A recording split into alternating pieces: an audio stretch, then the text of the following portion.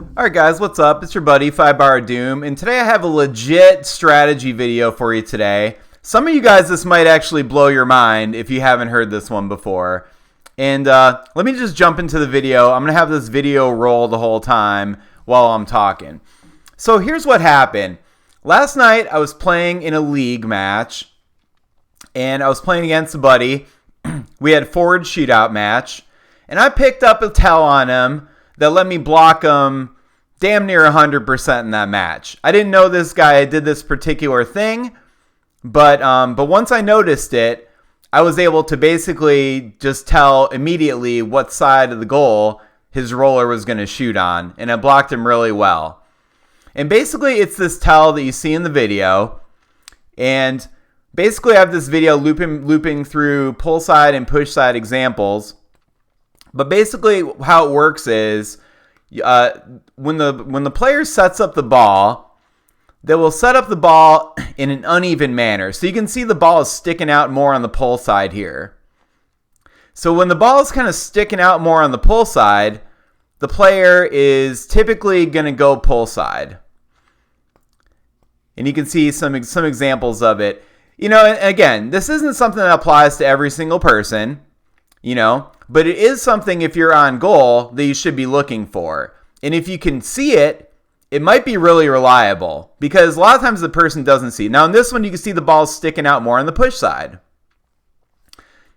So if the ball's kind of sticking out more on the push side, that person is more likely to go push, you know, or at least it's possible that they have that kind of tell on their roller. So there's actually a legit reason why a person would have this tell on their roller. And there's a reason that people do this. The reason is, if you have, like in this, you know, the ball's sticking out more on the pull side here, the player's going to go pull side. The reason they do that is because it gives you like more runway to roll the ball.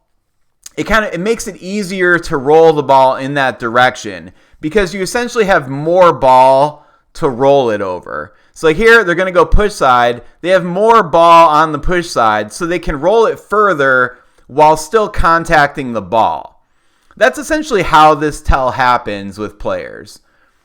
Now, you know, it makes it easier for them to hit that hole. They're not necessarily doing that intentionally. This might be something that they just do without even realizing it, which is what makes it great for you if you can see this and take advantage of it. Because a lot of times people don't even know they're doing it.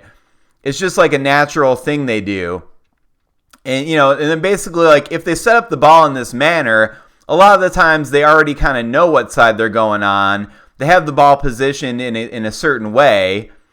And they basically are just going to go that way because they have the ball set up in a way where it's just easier to execute the hole on that side.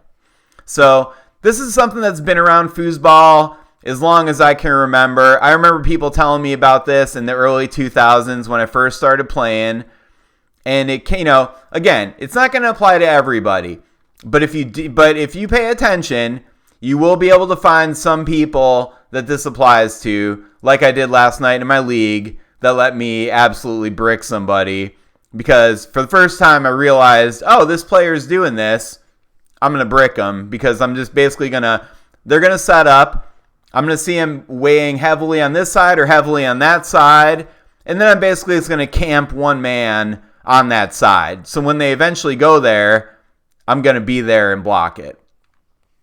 You know, and if you don't see it, you know, don't use it, obviously. But, and I mean, I guess another thing I didn't put in the video, but there was at least one ball where I didn't see them weighing heavily on the pull side or the push side, and they actually went middle that time.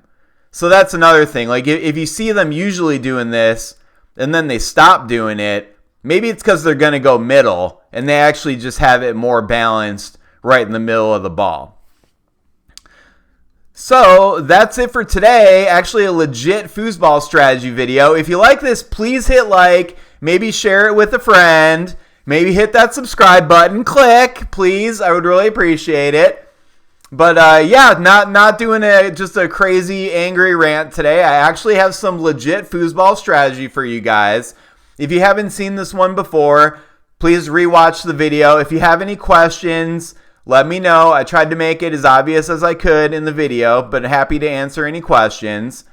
And, you know, if you see a buddy doing this, you might be able to brick him. Even if he has a good roller, even if he can hit those holes, maybe you can just already be on that hole and be waiting for him because you see him leading off, telling you before he even shoots, hey, buddy, I'm going to go to that side because I got the ball set up in the proper way, and I'm just going to go to that side no matter what. So I hope this helps somebody. If this isn't something you've heard before, I think you will find that you're going to see players where you can use this in a real match, and it's going to get you some blocks, and you're going to feel like a genius. So thanks a lot for watching. I really appreciate it. Hit subscribe. This is your buddy, 5 Bar Doom. I'll see you next time.